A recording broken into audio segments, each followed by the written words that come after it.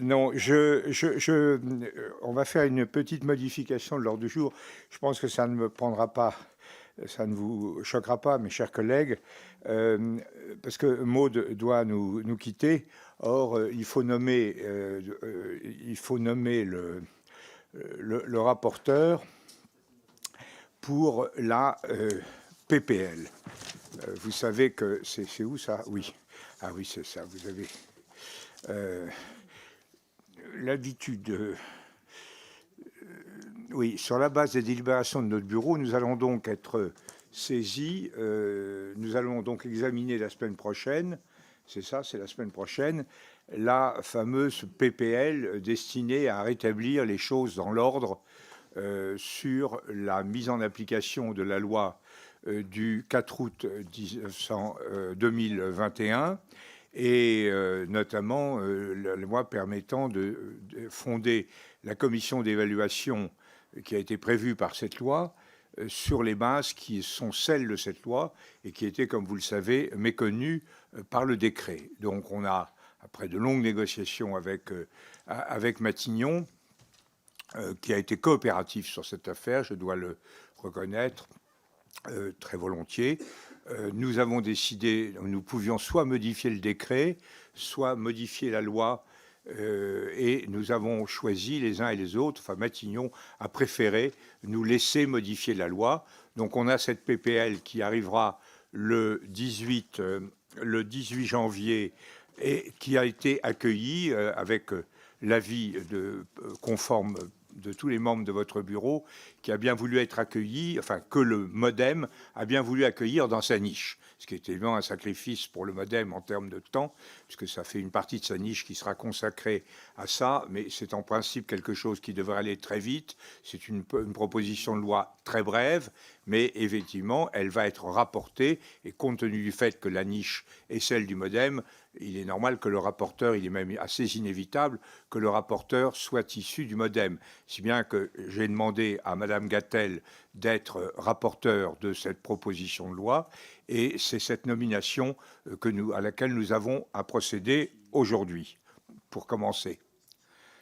Est-ce qu'il en est ainsi décidé? Ensuite, nous avons la nomination de Madame Sabrina Sebailly, au nom du groupe écologiste NUPES, sur le projet de loi autorisant l'approbation de l'accord avec la Corée du Sud relatif à la mobilité des professionnels et des stagiaires, signé le 12 septembre 2015 et modifié par le protocole de Séoul du 14 avril 2003. Pas d'objection, je félicite Madame Sebailly de sa nomination. Ensuite, nous avons Monsieur Adrien. Pour que Madame Gatel puisse être là, on a organisé les choses de manière que les deux autres candidats aux deux autres rapports n'y soient pas. C'est un privilège un peu abusif dont Madame Gatel se prévaut. Monsieur Adrien Gomi, au nom du groupe Renaissance, sur le projet de loi autorisant l'approbation de l'accord du 31 octobre 2022 entre la France et la Papouasie-Nouvelle-Guinée concernant la coopération en matière de défense et de statut des forces. Il n'y a pas d'objection. Nous adressons toutes nos félicitations à M. Gomi absent. Voilà c'est tout ce qu'il y avait, monsieur. Bon, ensuite, on va donc maintenant passer à l'examen des choses au fond. La séance donc notre ordre du jour appelle l'examen du projet d'approbation d'un accord avec Panama. C'est donc notre rapporteur, c'est évidemment Madame Carrois, notre vice-présidente, qui en même temps est, je crois, députée des Français de l'étranger et donc du Panama. Donc vous avez quelques électeurs dans le secteur. J'espère que ça ne vous conduira pas à une attitude exagérément électoraliste, mais je suis très rassuré sur ce point. Donc nous allons autoriser l'approbation de l'accord, enfin nous allons autoriser ou ne pas autoriser l'approbation de l'accord entre le gouvernement de la République française et le gouvernement de la République du Panama relatif à l'exercice d'activités professionnelles rémunérées par les membres des familles des agents des missions officielles de chaque État dans l'autre. Ça, c'est un air connu pour notre commission. Alors, je ne sais pas, Monsieur Saunier, qui est un homme extrêmement scrupuleux, m'a préparé une bonne introduction. je crois que ça aurait l'avantage de vous dire tout et l'inconvénient de vous dire tout, puisque quand j'aurai tout dit, Madame la rapporteure se demandera pourquoi elle doit intervenir. Donc je vais lui laisser plutôt la parole tout de suite. Éléonore, c'est à vous. Merci beaucoup, Monsieur le Président. Mes chers collègues, donc nous sommes réunis ce matin, le Président vient de le rappeler, pour examiner en procédure d'examen simplifié le projet de loi autorisant l'approbation de l'accord conclu par la France avec le Panama concernant l'exercice des activités professionnelles rémunérées par des membres des familles des agents des missions officielles de la France au Panama et du Panama en France. Alors, cet accord a été signé le 7 juillet 2022. Il a été adopté par le Sénat le 26 octobre dernier et il poursuit un objectif simple. Notre président l'a rappelé, on a déjà eu ce type d'accord dans notre commission, c'est favoriser l'accès au marché du travail local par les membres des familles des agents expatriés, afin, en l'occurrence, de leur permettre de poursuivre leur carrière professionnelle au Panama. Alors, on a déjà examiné des accords similaires avec la principauté d'Andorre, le Sri Lanka, le Kosovo ou encore, vous vous souviendrez, le Sénégal. Moi, je suis particulièrement contente de vous présenter ce rapport parce que ça me permet de vous parler un peu du Panama, qui est un pays extrêmement intéressant et duquel on ne parle pas souvent, qui est pourtant, vous connaissez tous le canal du Panama, vous savez le situer, vous savez qu'il est entre deux océans. Même si le rapport est vraiment concerne uniquement les agents et leur possibilité d'y travailler, ça me permettra de revenir un peu sur la relation qu'entretiennent nos deux pays et je pense que ça peut être intéressant. En effet, la France entretient des relations bilatérales solides et même, je dirais, dynamiques avec la République du Panama. Sur le plan économique, le montant des exportations françaises vers le Panama s'élevait en 2022 à près de 354 millions d'euros, soit une hausse de 10% depuis 2017.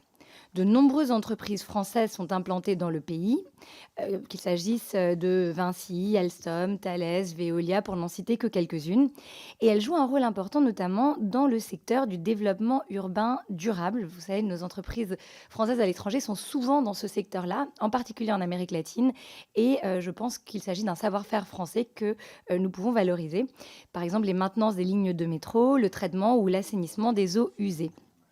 À ces relations économiques s'ajoutent des coopérations institutionnelles en matière notamment éducative et judiciaire. Une convention de coopération éducative a été signée en 2019 pour créer un programme de bourse en faveur d'étudiants panaméens qui souhaitent poursuivre une formation académique et scientifique en France. La coopération judiciaire, c'est aussi très intéressant et c'est d'ailleurs le cas dans beaucoup de pays d'Amérique latine. Parce que vous savez, les pays d'Amérique latine ont souvent une tradition de droit romain très largement inspirée du droit français. Et nous avons, avec le Panama, c'est intéressant de le savoir, une coopération judiciaire qui s'est intensifiée déjà sur le plan des études, mais aussi avec des accords entre l'Institut supérieur de la magistrature du Panama et l'École nationale de la magistrature, afin de mettre en œuvre des échanges et des formations communes entre les magistrats français et les magistrats panaméens, ce qui n'est pas inintéressant quand on pense qu'on a avec cette région du monde des enjeux communs, notamment en matière de coopération policière et judiciaire. Je vais vous parler dans un instant de questions de narcotrafic, etc. La signature de 2 conventions d'entraide judiciaire en matière pénale et d'extradition le 11 juillet dernier illustre d'ailleurs ce renforcement des liens qui existent entre la France et le Panama. Enfin, la France et le Panama se rejoignent dans ce qui me semble être un engagement sincère au service du multilatéralisme. Et cela concerne plus particulièrement la défense de l'environnement. Notre pays partage avec le Panama le même souci de préserver la biodiversité, notamment dans le domaine maritime. Alors, je vous ai parlé des 2 océans, océan Pacifique et Atlantique, et de la place stratégique qu'occupe sur le plan géographique le Panama. Mais vous dire que la France et ce pays coopèrent à ce niveau-là, avec la participation notamment au corridor marin de conservation du Pacifique tropical que la France a rejoint récemment lors de la conférence Our Ocean, qui a été organisée avec le Panama en mars de cette année. C'est aussi le sens de la signature du protocole d'accord entre l'Office français de la biodiversité et le parc national panaméen de Coiba, que je vous encourage vivement à visiter si jamais vous êtes dans ce coin du monde. Donc j'en viens plus précisément à l'accord qui est soumis à l'examen de notre commission aujourd'hui. Comme je l'avais rappelé en introduction, cet accord s'inscrit dans une démarche initiée par le ministère de l'Europe et des Affaires étrangères en 2015, dans le but de faciliter l'accès à l'emploi des conjoints et des membres de la famille des diplomates expatriés dans les pays d'accueil. Parce que vous le savez, c'est quand même assez compliqué lorsque l'on est conjoint de diplomate de maintenir une carrière. On a notamment ces freins institutionnels et juridiques. Et donc, c'est justement ce type de freins et de verrous que ces accords entendent lever. À ce jour, la France a conclu une cinquantaine d'accords bilatéraux dans ce sens, dont une vingtaine sous la forme d'un simple échange de notes verbales ou de déclarations d'intention. Bon, là, en l'occurrence, ce n'était pas possible, mais ça a trait à des spécificités juridiques du Panama. Donc, dans la mesure où les conjoints de diplomates en poste à l'étranger sont encore malheureusement majoritairement des femmes, cette stratégie correspond aussi à l'un des engagements majeurs de la diplomatie féministe française, c'est-à-dire promouvoir l'égalité entre les femmes et les hommes en levant les freins qui leur empêchent de continuer une carrière professionnelle. Et comme vous le savez, c'est très compliqué lorsqu'on a une carrière hachée et on doit vivre dans de nombreux pays. Cette complexité s'explique en effet par la réticence que peuvent afficher certains employeurs locaux à embaucher des personnes bénéficiant d'une immunité en tant que conjoint de diplomate, notamment en matière pénale, conformément aux règles prévues par la Convention de Vienne, les conventions de Vienne de 61 et de 63. Alors, nous avons auditionné avec Monsieur François Pétot, que je remercie de son travail pour ce rapport, la semaine dernière, les services du ministère de l'Europe et des Affaires étrangères qui m'ont indiqué tirer un bilan très positif des accords bilatéraux qui ont été conclus jusqu'à présent, donc depuis 2015, pour favoriser l'accès à l'emploi des conjoints des agents expatriés. Le Quai d'Orsay constate ainsi que le taux d'emploi des conjoints de diplomates est supérieur dans les États avec sans surprise, mais bon, il vaut mieux le rappeler, dans les pays avec lesquels la France a signé ce type d'accord. Pour nos diplomates, il s'agit aussi de rendre attractives leurs fonctions dans des pays au sein desquels les conjoints pourront désormais disposer d'un véritable accès au marché du travail local, mais aussi de sources de revenus. Parce que ce qu'on ne sait peut-être pas suffisamment, et en l'occurrence dans le cas du Panama, c'est que c'est un pays où la vie est vraiment très chère. Alors vivre, même avec un salaire du Quai d'Orsay, même avec des majorations qui peuvent exister, vivre lorsqu'on a un seul salaire et qu'on a une famille à nourrir, ça peut s'avérer compliqué. C'est pour ça que je pense que cet accord est une bonne chose. Nous revenons sur cet accord très brièvement. Donc, l'accord qui a été signé le 7 juillet 2022 contient des stipulations largement similaires à tout ce qu'on a pu voir jusqu'à présent. Le Panama a cependant souhaité exclure du champ d'application du texte l'exercice d'activités non salariées. Alors, en tant qu'avocate, je peux vous dire que c'est quand même une des limites de cet accord. Mais bon, c'est la négociation à laquelle on est parvenu. Il n'est pas exclu qu'à l'usage, on puisse avoir une ouverture ou une finalement prise en compte du travail non salarié. L'accord précise que l'État d'accueil peut refuser l'autorisation d'exercer une activité professionnelle s'agissant plus spécifiquement des professions réglementées. Alors là encore, en tant qu'avocate ou médecin, etc., cela peut constituer un certain nombre de freins, mais c'est finalement quelque chose d'assez usuel, les États souhaitant garder la main sur ces professions parlementées. La durée de l'autorisation délivrée par l'État d'accueil n'est valable, et ça c'est sans surprise, que pendant la durée des fonctions de l'agent qui exerce sa mission diplomatique.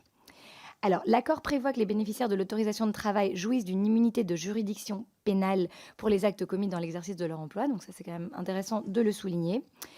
Bien entendu, les effets concrets de cet accord, à l'heure où je vous parle, sont très limités. L'ambassade de France au Panama comprend 13 agents, dont 11 en couple. Alors voilà, on voit précisément à qui aujourd'hui va bénéficier cet accord. Mais encore une fois, ce qu'il importe de regarder, ce n'est pas l'effet immédiat, mais ce que cela permet comme ouverture, ce que cela envoie comme message, et finalement cette tendance de fond du Quai d'Orsay de vraiment se battre pour que les conditions de leurs agents expatriés puissent s'améliorer. Cet accord soulève d'ailleurs un vif intérêt de la part des conjoints de diplomates français. En revanche, côté panaméen, pour l'instant, il n'y aurait pas véritablement d'agents concernés. L'ambassade de France au Panama est composée de seulement 7 agents qui n'ont pas manifesté d'intérêt particulier. Mais encore une fois, cela ne serait... Du Panama en France, pardon, oui. Du Panama en France, oui. l'inverse. Merci, Monsieur le Président. Donc, ils n'ont pas manifesté un intérêt vraiment très important, mais ça peut aussi changer. Et on espère que ce type d'accord, s'ils sont conclus, favorise justement l'expatriation non pas seulement d'agents seuls, mais de familles et permettent une meilleure intégration de ces diplomates qui, comme vous le savez, ont des vies très particulières aux quatre coins du monde et dont je pense qu'il est souhaitable que leur famille puisse aussi s'intégrer.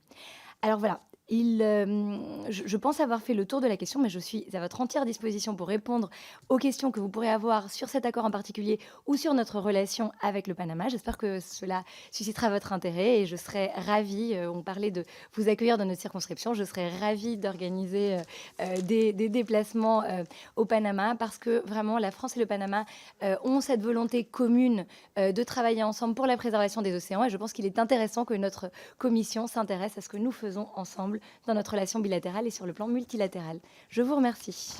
Si j'ai bien compris, Madame le rapporteur, vous êtes pour l'approbation. Absolument, Voilà. absolument, j'ai oublié de le dire. Oui, ça paraissait se découler assez logiquement de vos propos. Le premier rapporteur, c'est Monsieur Gomis qui nous a... Orateur, pardon. Qu'est-ce que j'ai dit ? Rapporteur. Non, mais il est rapporteur puisqu'il vient d'être désigné en son absence comme rapporteur pour un autre projet de loi. C'est ça l'explication de mon lapsus. Monsieur Adrien, vous avez la parole. Merci, Monsieur le Président. Madame la rapporteure, chers collègues, le groupe Renaissance soutient cet accord du fait qu'il devrait favoriser une meilleure insertion sociale des proches des agents français au Panama. Il s'inscrit également dans la démarche du ministère de l'Europe et des Affaires étrangères de modernisation du cadre d'expatriation de ces agents afin de favoriser leur mobilité géographique, vous l'avez rappelé, Madame la rapporteure. Son objectif, sur la base de la réciprocité, est ainsi de permettre aux membres de la famille des agents officiels d'exercer une activité professionnelle après délivrance de l'autorisation de travail appropriée pendant le temps d'affectation des agents diplomatiques, consulaires, administratifs et techniques sur les territoires concernés par l'accord. Les femmes représentant la majorité des conjoints d'agents expatriés, cet accord vise à renforcer l'égalité entre les femmes et les hommes, axe majeur de la politique étrangère française.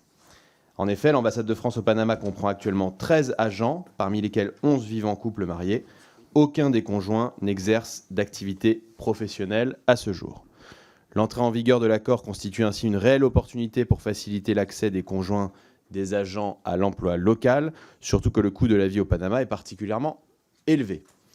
Madame la rapporteure, ma question est double. En tant que député des Français de l'étranger de la zone, les Français du Panama ont-ils déjà abordé ces sujets avec vous ? Et l'adoption de ce traité permettra-t-il, selon vous, d'augmenter l'attractivité des postes basés au Panama ? Je vous remercie. Merci beaucoup, chers collègues. En effet, comme je l'indiquais dans mon propos introductif, le coût de la vie au Panama est extrêmement élevé. Le balboa, la monnaie locale, n'est quasiment pas utilisée. On est dans une économie qui est vraiment dollarisée, avec un coût de la vie qui est semblable au coût de la vie qu'on peut avoir dans des sociétés européennes, voire plus élevées. Donc, j'ai déjà eu de la part de plusieurs de nos ressortissants, qu'il s'agisse de diplomates, mais aussi d'expatriés dans les instituts culturels ou au lycée français du Panama, qui est d'ailleurs une très belle institution qui vient d'être inaugurée dans son nouveau campus. Cette inquiétude de pouvoir, avec un seul revenu, pouvoir subvenir aux besoins d'une famille de plusieurs enfants, d'autant que comme dans nombre des pays à l'étranger, il y a un certain nombre de dépenses auxquelles les Français doivent faire face, auxquelles ils n'auraient pas besoin de faire face s'ils étaient restés en France. Donc c'est clairement une question qui revient très régulièrement. Et comme je le disais, même si aujourd'hui le nombre d'agents concernés reste limité, je pense que le signal que nous envoyons en faisant un effort diplomatique, un effort de négociation pour permettre aux conjoints de travailler, non seulement ça favorisera l'intégration, mais cela favorisera également des meilleures conditions de vie pour nos citoyens à l'étranger. Merci beaucoup. Merci, Madame la rapporteure. Pour le Rassemblement national, c'est Madame Robert de Haut. Merci, Monsieur le Président. Madame la rapporteure, la France entretient de bons liens avec le Panama, qui bénéficie d'une institution démocratique solide et d'une croissance économique soutenue, basée sur les services, notamment financiers. Il faut le dire, 7 ans après le scandale fiscal des Panama Papers, mettant en cause des personnalités et entreprises européennes, le Panama fait encore office de paradis fiscal. La lutte contre la fraude fiscale est encore le parent pauvre de l'action internationale de la France et de l'Union, au détriment des contribuables et des petites entreprises des États membres qui doivent supporter la pression fiscale. Les accords dont il est question aujourd'hui s'inscrivent dans une continuité de coopération de la France avec le Panama. À l'heure actuelle, les membres des familles des agents diplomatiques bénéficient de certaines immunités pouvant faire obstacle à l'exercice d'une activité salariée. Bien souvent, il s'agit des conjointes qui se trouvent donc privées d'emploi lorsqu'elles accompagnent leur époux en mission diplomatique. Ces accords permettent de lever certaines immunités pour rendre leur statut compatible avec l'exercice d'une activité salariée au sein de l'État d'accueil. Ces instruments ont déjà montré leur efficacité en augmentant significativement le taux d'emploi des conjointes d'agents diplomatiques en exercice dans des États avec lesquels la France a signé ces accords. En contrepartie, les membres des familles ne peuvent plus se prévaloir de leur immunité de juridiction civile ou administrative, ni de leur immunité d'exécution pour toute question relative à leur emploi. En revanche, ils continuent de jouir de l'immunité pénale, sauf en cas d'infraction grave, auquel le pays d'envoi peut, au terme de l'accord, examiner sérieusement la possibilité de renoncer à l'immunité du membre de la famille devant la juridiction pénale de l'État d'accueil.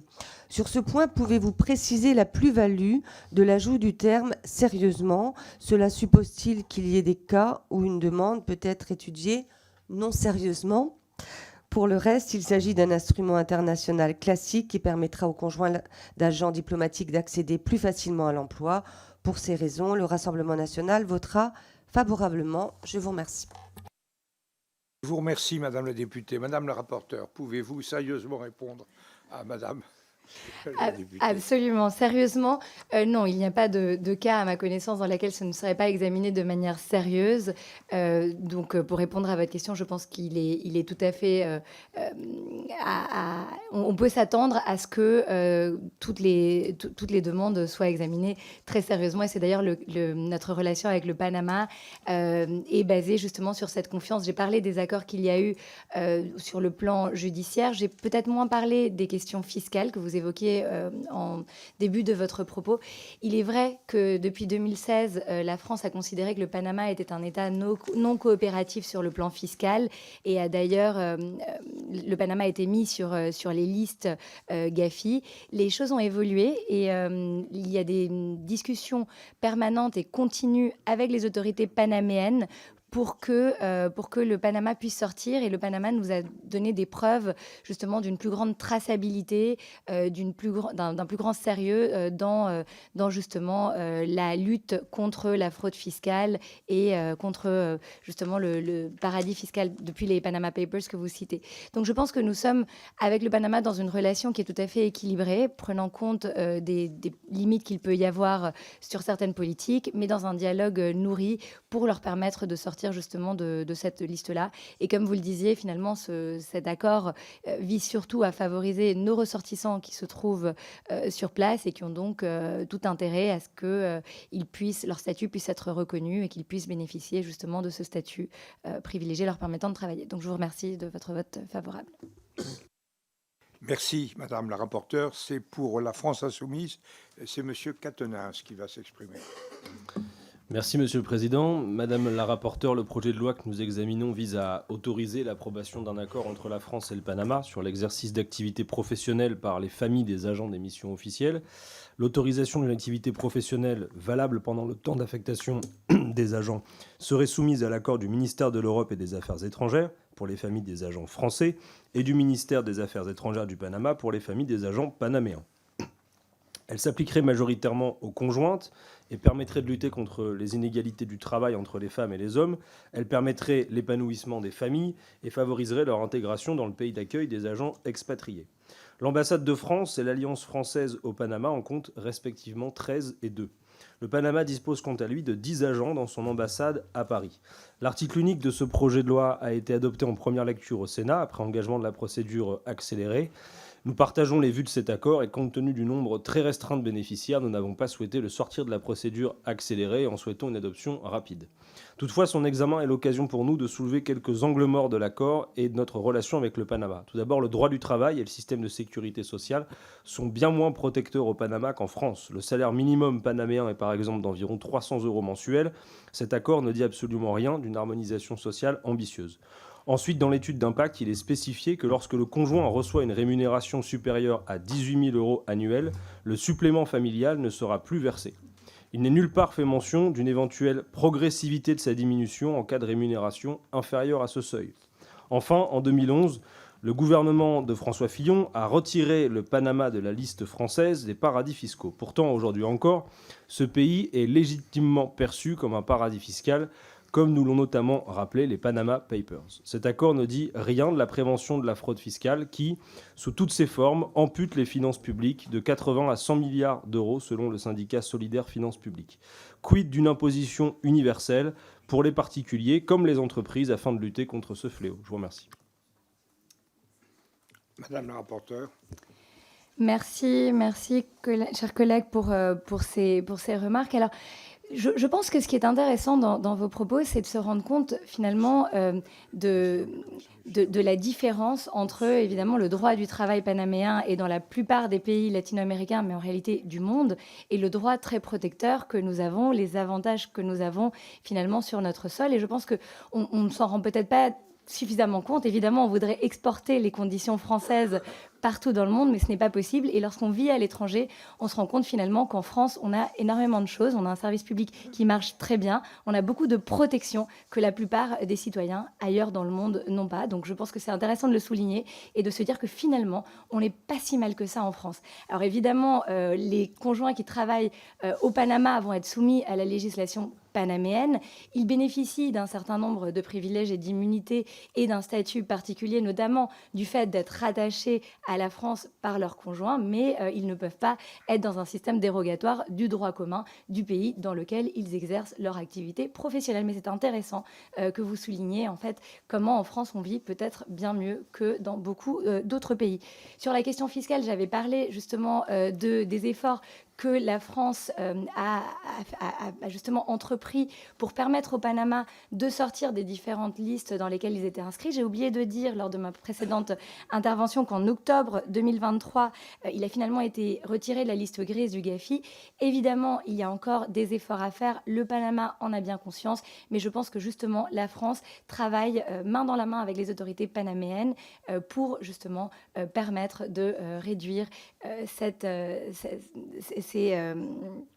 ces difficultés sur le plan fiscal qu'a connu et reconnu d'ailleurs le Panama. Je voudrais ajouter un petit mot à titre d'information pour M. Quatennens.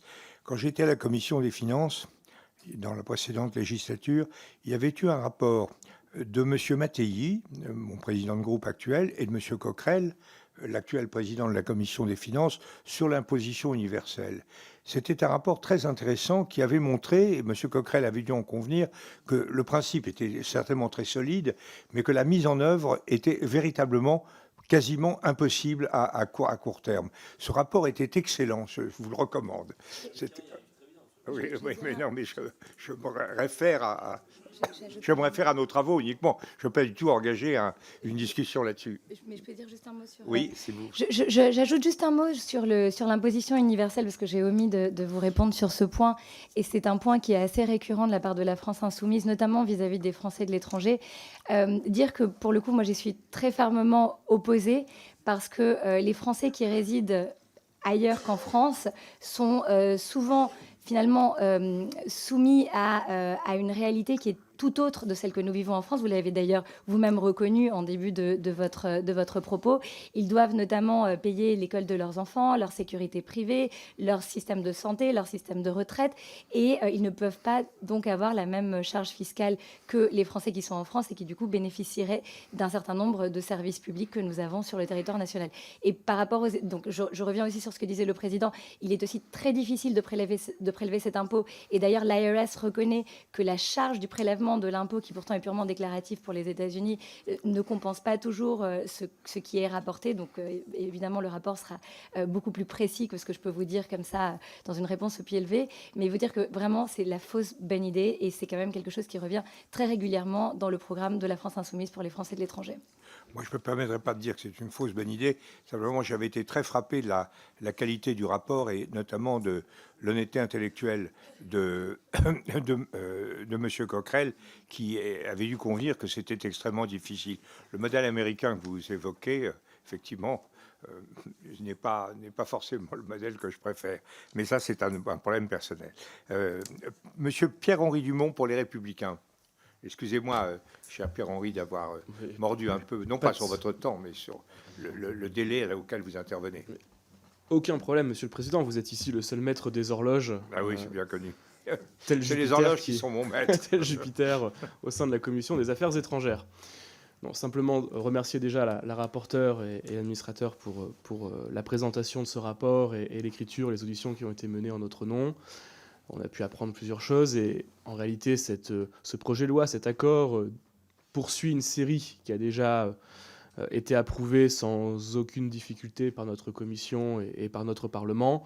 Évidemment, les députés et les Républicains, face à ce projet de loi absolument essentiel, déterminant pour l'avenir de nos relations avec le Panama, mais en réalité surtout pour le bien-être de nos agents qui sont sur place et de leurs familles, nous voterons en faveur de ce rapport. Souligner peut-être également un point sur le débat précédent, Monsieur le Président, Madame le rapporteur, qui est aussi la question de l'universalité de l'impôt, créer une question qui est une question pour les Américains, par exemple des Américains malgré eux qui refusent du coup la nationalité auquel ils pourraient prétendre, et je ne suis pas certain que ce soit dans la version universaliste défendue de la nationalité par nos collègues de la NUPES et de la France Insoumise, une obligation parfois de refuser une nationalité, un objectif à poursuivre, tel qu'on peut le voir de la part de certains citoyens américains qui refusent et rejettent cette nationalité pour ne pas être soumis à l'impôt universel. Je vous remercie. Merci. Madame la rapporteure, si... Merci, chers collègues. Effectivement, compte tenu du nombre de bénéficiaires de cet accord à l'heure où nous parlons, il peut sembler peut-être d'une importance plus modeste que ce qu'elle revêt réellement. Je pense que plus la France signera ce type de convention et d'accord avec des pays à travers le monde, plus le métier de diplomate, mais également d'expatrié dans les services culturels, dans les lycées français, sera attractif. Et c'est quelque chose qui est extrêmement important pour ce que l'on appelle aujourd'hui l'influence, que l'on a appelé jadis le rayonnement de notre pays. Donc je vous encourage tous à voter cet accord et je vous remercie en tout cas pour le groupe Les Républicains. Merci. Je vous remercie, Madame. Pour le groupe Modem, démocrate Modem, c'est Monsieur Frédéric Petit. Oui, merci Monsieur le Président, merci Madame la rapporteure. D'abord, je vais revenir sur deux confusions qui me gênent un peu depuis dans notre discussion. D'abord sur les Panama Papers. Les Panama Papers ne parlent pas du Panama. Je crois qu'il y a un nom parmi plusieurs centaines qui appartient au Panama. Les Panama Papers c'était une firme panaméenne qui a été hackée, mais elle parlait surtout, je crois, d'une cinquantaine ou d'une centaine de Français. Donc j'aimerais bien qu'on ne fasse pas porter au Panama ce que le Panama ne porte pas.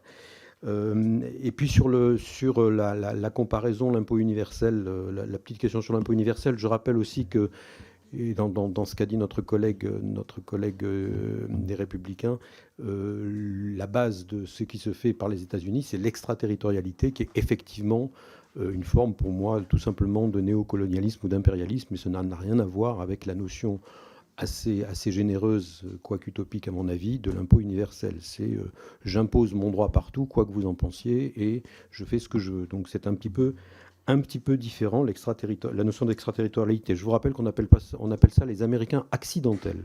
Accidentels, hein. C'est pas les Américains malgré nous, c'est les Américains accidentels. Il y a des gens qui découvrent à 45 ans qu'ils ne peuvent pas emprunter en France parce que leur avion est passé au mauvais moment, au mauvais endroit. Et donc c'est effectivement extrêmement impérialiste comme attitude.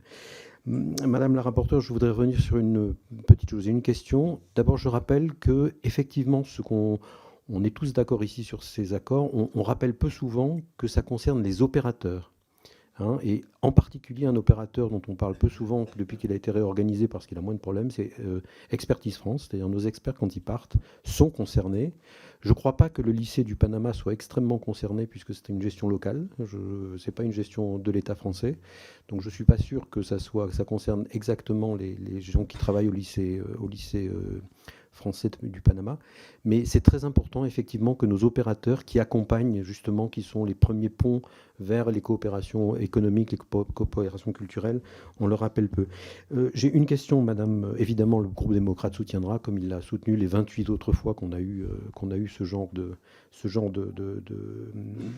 décision à prendre. Une question sur l'effet en France, c'est-à-dire combien il y a de personnes, est-ce que vous savez combien il y a de personnes qui sont concernées panaméens en France? Est-ce que ça concerne, quelle est la réalité des Panaméens en France concernant cet accord? Je vous remercie. Merci. Merci, chers collègues. Merci déjà de votre soutien et de votre vote en faveur de cet accord. Sur la réalité panaméenne, comme je le disais en propos liminaire, ils sont très peu nombreux. À l'heure actuelle, 7, donc à l'ambassade du Panama en France, 1 au consulat général, mais qui n'est même pas ressortissant panaméen, donc qui ne serait pas bénéficiaire de cet accord. Mais une fois de plus, même si l'impact aujourd'hui est limité, voire nul pour les Panaméens en France, il n'est pas à exclure que d'autres agents panaméens puissent en bénéficier par la suite. D'autant que, comme je le signalais, la France et le Panama tentent de renforcer leur coopération sur le plan éducatif, culturel, académique, et donc l'État a anticipé un renforcement aussi des échanges dans ce sens-là entre la France et le Panama.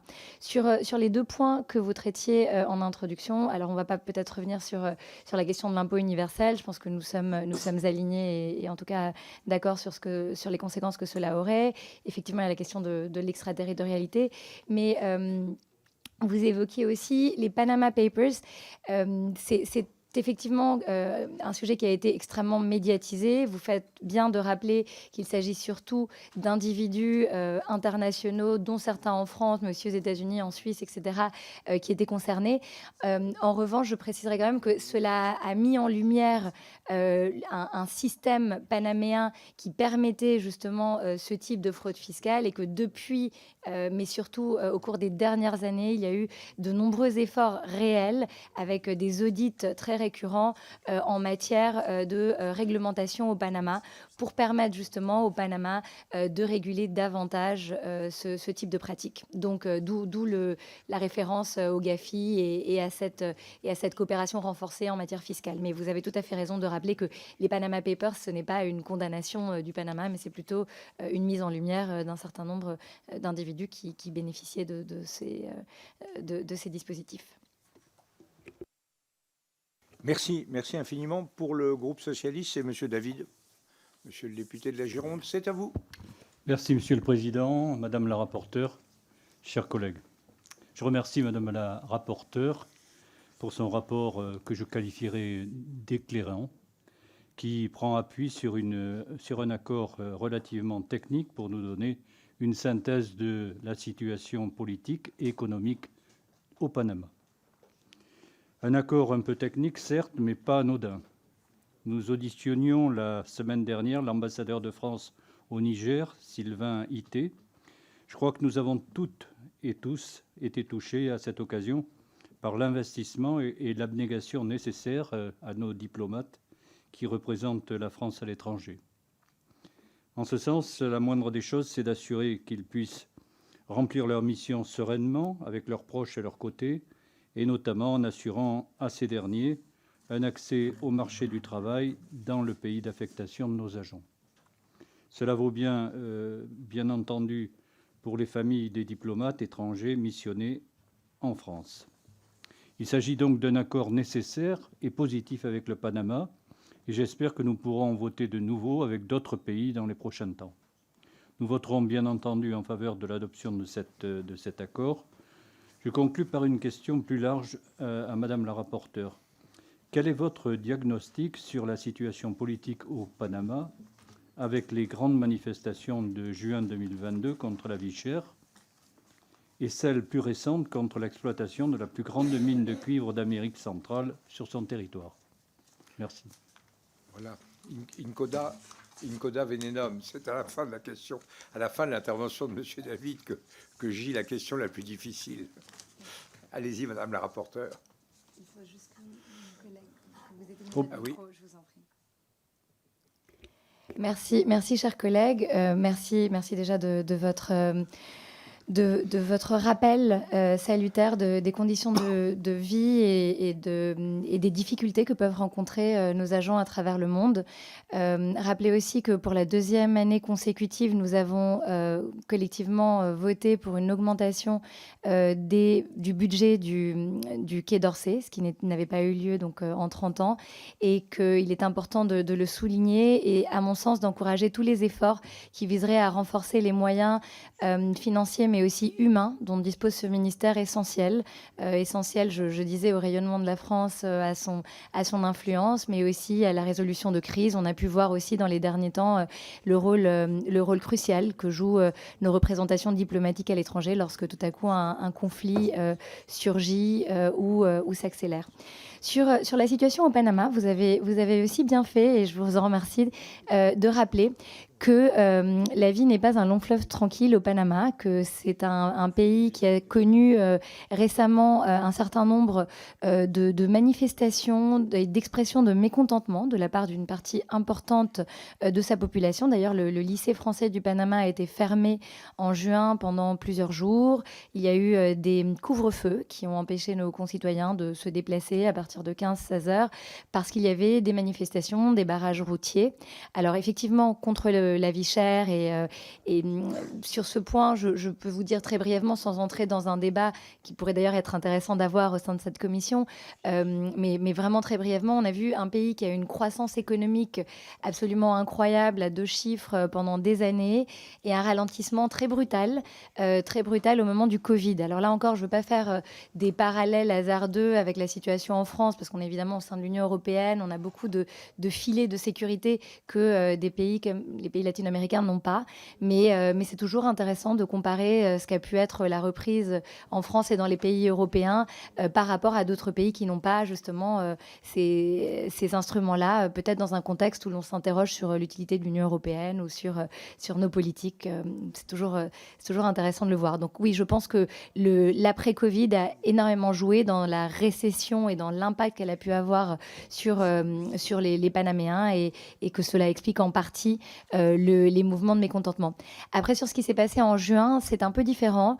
Il y avait un projet d'exploitation d'une mine, d'une des principales mines, par une société étrangère qui suscitait débat sur le plan économique, mais aussi écologique, avec une dimension très politique, une sorte de conflit entre le président et le vice-président qui est également candidat. Donc je ne rentrerai pas dans les détails, mais vous dire que c'est à la fois une crise écologique, économique et aussi une crise de succession, une crise politique que l'on a vue au Panama. Et je m'arrête là parce que Monsieur le Président tient les horloges. Pas du tout.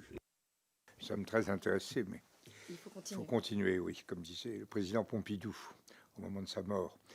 Pour le groupe Horizon, ce sera Monsieur le député de Seine-Maritime, Monsieur Battu. Merci, Monsieur le Président, Madame la rapporteure. Alors, les accords pour faciliter l'accès à l'emploi pour les familles de diplomates sont essentiels car les fonctions diplomatiques de leurs conjoints ou tuteurs leur imposent d'exercer un métier loin de leur pays d'origine.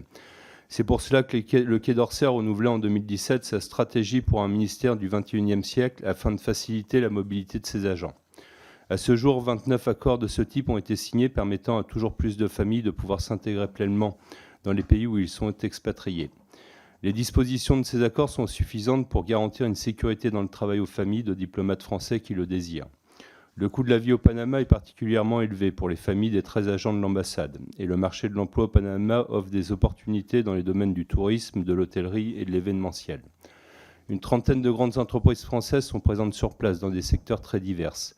Grâce à cet accord, les familles des agents français pourront exercer un métier tout en continuant de bénéficier d'immunités civiles et administratives. Si l'accord est restreint à l'activité professionnelle des familles des agents diplomatiques sur place, il nous semble important de le replacer dans le contexte des relations plus larges entre la France et le Panama. Le Panama est placé sur la liste nationale des États et territoires non coopératifs en matière fiscale. Les Panama Papers ont prouvé que le pays reste un paradis fiscal. La France doit bien évidemment, en parallèle de cet accord, continuer le travail diplomatique au niveau international pour faire pression sur les pays inscrits sur cette liste noire et renforcer la coopération en matière fiscale, mais aussi au niveau bilatéral avec Panama, pour lutter contre le narcotrafic, le blanchiment de capitaux et la corruption. Le groupe Horizon et Apparentés votera en conséquence en faveur de ce projet de loi. Je vous remercie, monsieur le député. Madame la rapporteure. Merci, chers collègues. Alors, j'ai déjà évoqué les différents points de votre question. Précisez seulement que en octobre 2023, une délégation panaméenne était en France justement pour continuer ses efforts diplomatiques en vue de rendre le Panama, disons, plus transparent. Il y a d'ailleurs eu une loi justement sur la transparence en matière fiscale qui a été adoptée en mars 2022 et que les efforts sont réels pour permettre au Panama d'avancer sur cette voie. Je vous remercie. Maintenant, pour la gauche démocrate et républicaine, c'est à nouveau un député de la Seine-Maritime, notre vice-président, monsieur Lecoq. Merci, monsieur le président. On a abordé la plupart des questions. C'est l'avantage que j'ai de parler le dernier. Je ne vais pas revenir sur la notion de paradis fiscal. Je ne vais pas revenir sur l'ensemble des questions que vous avez citées, mes chers collègues. Si ce n'est, on est sur un accord qui permet à des conjoints de travailler, mais ça ne leur donne pas du boulot.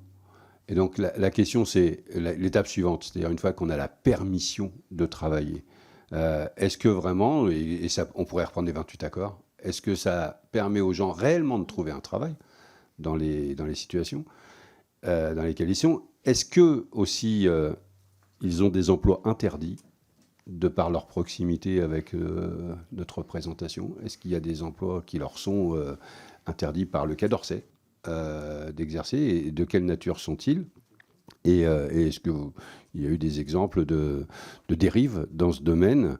Et puis, puisqu'il nous manque un groupe, le Panama, c'est aussi, vous l'avez dit, un pays qui est connu pour son canal, et son canal qui est en mal-être en ce moment, faute d'eau. Et l'évolution climatique montre qu'à terme, peut-être que ce lien entre les deux océans peut être en grande difficulté. Et c'est aussi une partie importante de l'économie du Panama. Et donc, je voudrais savoir si vous avez connaissance d'initiatives prises par ce pays et peut-être la communauté internationale pour l'aider, puisque ça sert l'ensemble de la communauté internationale à travers le commerce mondial, pour justement faire en sorte que cet axe de liaison entre les deux océans puisse être préservé. Oui, je vous remercie de ne pas avoir rappelé que le Panama avait été en d'autres temps une grande source d'augmentation de la rémunération des parlementaires. Madame Carrois. Merci, chers collègues. Non, moi, je vous remercie sincèrement d'avoir évoqué ces deux sujets parce que nous n'en avons pas parlé, ils sont vraiment très importants. Oui, à la fin. Donc, sur la question de l'après, parce que vous avez raison, c'est très bien d'avoir l'autorisation de travailler, encore faut-il pouvoir l'exercer. Nous avons interrogé les agents du Quai d'Orsay lors de la préparation du rapport. Ils n'avaient pas de statistiques, mais ils avaient des retours d'expérience avec des agents qui travaillent globalement plus dans les pays dans lesquels on a conclu ce genre d'accord. Sur le Panama en particulier, parce que c'est quand même ce qui nous occupe ce matin, j'ai parlé très brièvement des différentes entreprises françaises qui sont implantées au Panama, qui sont assez nombreuses, qui pourraient être des employeurs de conjoints de Français au Panama. Il y a aussi, j'en ai parlé un peu, le lycée français qui souvent recrute des conjoints d'expatriés parce qu'ils ont souvent des besoins en termes de professeurs. Notre collègue M. Petit a rappelé que c'est c'est un lycée qui est conventionné, donc qui est géré très largement localement et qui du coup recrute aussi souvent des conjoints d'expatriés. Saluer peut-être, grâce à votre question, le travail que font les FIAF et les accueils. Il y en a à travers le monde, il y en a au Panama, Panama Accueil d'ailleurs, qui est à Panama City, qui justement aide les Français expatriés à trouver des emplois et dire finalement que le marché de l'emploi panaméen est finalement assez ouvert aux personnes qui sont qualifiées, à condition évidemment qu'elles parlent espagnol ou à minima anglais. Donc sur ce point, oui, je regarde le temps. Et sur votre deuxième question sur le canal du... C'est bon, j'ai le temps. Sur le canal du Panama, vous avez tout à fait raison. Je ne sais pas si vous avez suivi cet été l'état absolument historique et déplorable dans lequel se trouvait le canal. Moi, je vous ai parlé des initiatives que nous avons conjointement avec le Panama sur la question de la protection de la biodiversité marine, donc c'est un peu différent.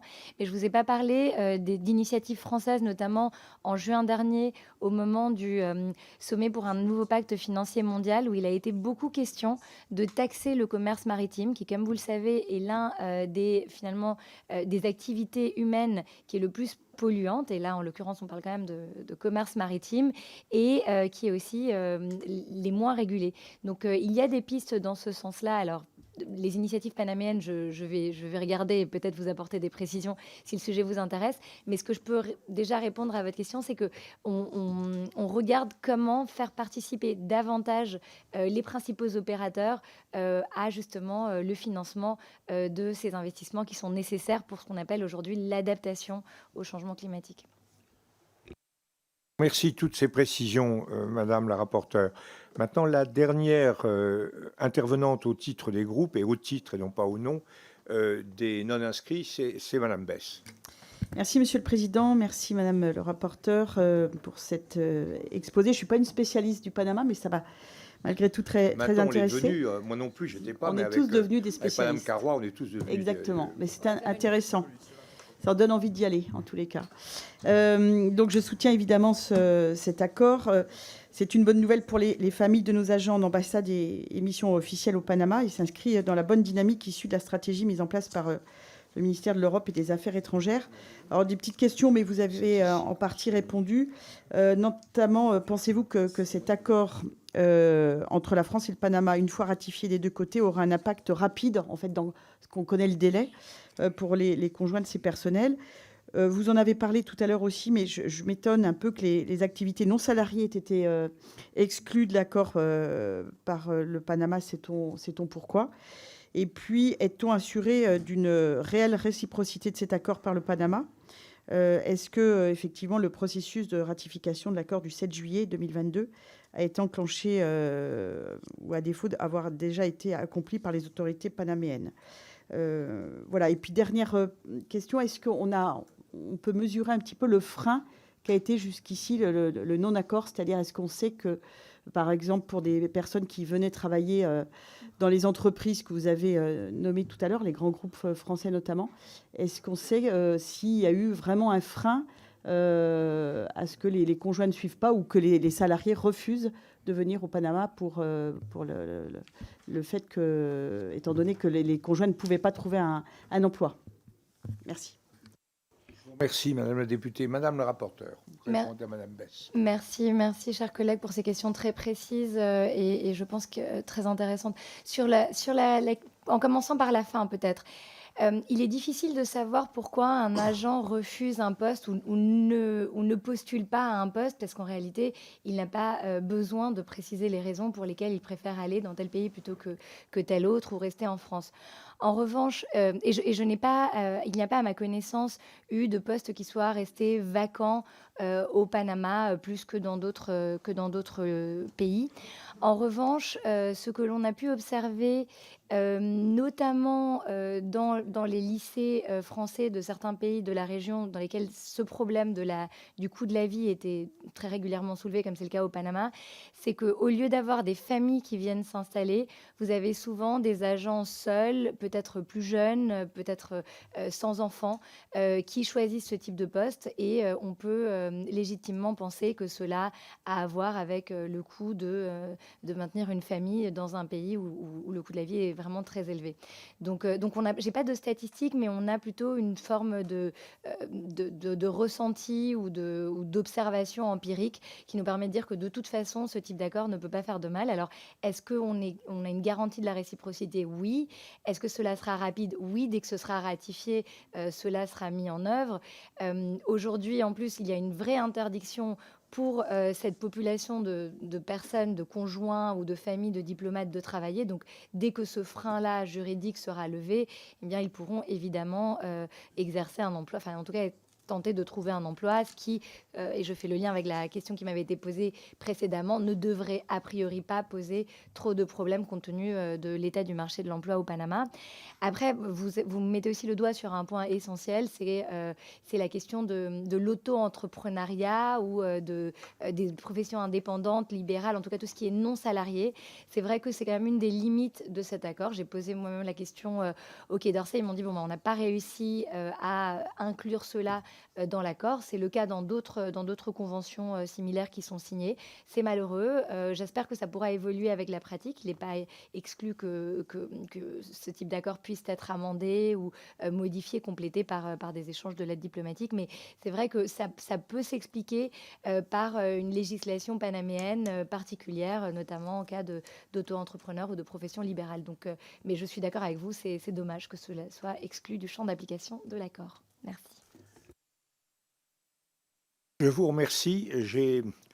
Les porte-paroles des groupes se sont exprimés. J'ai, au titre des intervenants particuliers, j'ai une seule demande qui émane de M. Frédéric Petit, qui, après avoir été le porte-parole de son groupe, a décidé d'être le porte-parole de lui-même. Merci. Non, je voulais juste rebondir sur la remarque de notre vice-président, M. Lecoq, quand il demande est-ce qu'il y a des emplois interdits dans un sens et dans l'autre. Je voudrais, sur l'ensemble de ces accords, sur l'ensemble de ces accords, je veux juste signaler, c'est pas une alerte, mais il y a quelque chose dont il faudra qu'on s'occupe, qui, à mon avis, n'est pas encore très bien maîtrisé au niveau de notre ministère des Affaires étrangères, dans le cadre de ces accords et dans le cadre du reverse, c'est la double citoyenneté. C'est-à-dire qu'on sait très bien, enfin, on en a déjà eu des jeunes, voilà, moi, si je vous le dis simplement, ma fille ne pourrait pas postuler à l'ambassade de France à Varsovie comme stagiaire, etc., parce qu'on lui dirait vous n'êtes pas que française, donc on refuse. Voilà, donc il y a un champ sur la double citoyenneté dans les deux sens, que moi j'ai vu dans d'autres endroits, qui à mon avis est encore assez mal perçu par le ministère, qui est géré un peu par à-coup, comme ça arrive souvent dans ce ministère, par le terrain. Il y a un consul qui décide comme ça, un autre qui décide comme ça. Mais le problème de la bicitoyenneté des agents ou des familles des agents n'est pas encore bien perçu. Voilà, et je voulais rajouter ça parce que cette remarque est assez intéressante. Il est redoutable, Monsieur Petit. Il pose des cols comme ça à la fin, pouf. Oui, Madame alors. la rapporteure. Non, c'est effectivement un sujet très intéressant. Moi, ça m'interpelle ce que vous me dites sur votre fille, parce qu'en réalité, il n'y a pas de frein légal en France, contrairement à d'autres pays, pour qu'un binational puisse être membre du Quai d'Orsay, voire député. Moi, j'ai 3 nationalités, donc c'est pas. On est dans un des rares pays dans lesquels. Vous représentez combien de pays aussi? Je ne représente que la France, que la France. Non, mais voilà. Donc, mais voilà. Mais ce que je veux dire, c'est que il y a pas de certains pays interdisent à leurs binationaux. Par exemple, moi, je suis moitié dominicaine. Je ne pourrais pas travailler à l'ambassade dominicaine en France à cause de ma binationalité. Et ça, c'est quelque chose de légal. En revanche, la France ne l'interdit pas. Donc, ça, ce que vous dites m'interpelle. Et je pense qu'il faut que nous travaillions effectivement sur la binationalité. Et c'est un sujet, la bicitoyenneté, tout à fait. Je remercie beaucoup Monsieur Petit de cette question, à laquelle Madame la rapporteure a apporté des éclaircissements et en même temps une demande d'approfondissement à mener avec le MAE. C'est indiscutable. Je crois qu'il faut réfléchir à ça. Maintenant, chers collègues, notre débat, la discussion générale est close. Je vais donc mettre en voie le projet de loi. Alors, le projet de loi comporte un article unique. Le vote sur cet article vaudra donc adoption ou rejet de l'ensemble du projet. Alors, je répète, article unique. Approbation de l'accord entre le gouvernement de la République française et le gouvernement de la République du Panama relatif à l'exercice d'activités professionnelles rémunérées par les membres des familles des agents des missions officielles de chaque État dans l'autre, signé à Panama le 7 juillet 2022. Qui est pour ce projet de loi? Bon, personne n'est contre, personne ne s'abstient. Il est, Madame la rapporteure, c'est un succès absolu. L'article unique est adopté. Le projet de loi numéro 1812 est donc adopté sans modification. Je vous remercie infiniment, Madame la rapporteure, et comme je me joins aux remerciements que vous avez adressés à notre administrateur. Maintenant, nous allons dans quelques minutes avoir cette réunion conjointe. Vous savez que cette réunion conjointe a été l'objet d'une création assez complexe, puisque c'était une initiative de M. Gaziliou de recevoir, je vous dis ça pour que les choses soient claires, de recevoir deux invités ensemble, deux anciens ministres des Affaires étrangères, si vous voulez, je préférais que vous essayiez, deux anciens ministres des Affaires étrangères, M. Védrine et M. de Villepin, d'Afrique, les problèmes de l'Afrique après le désengagement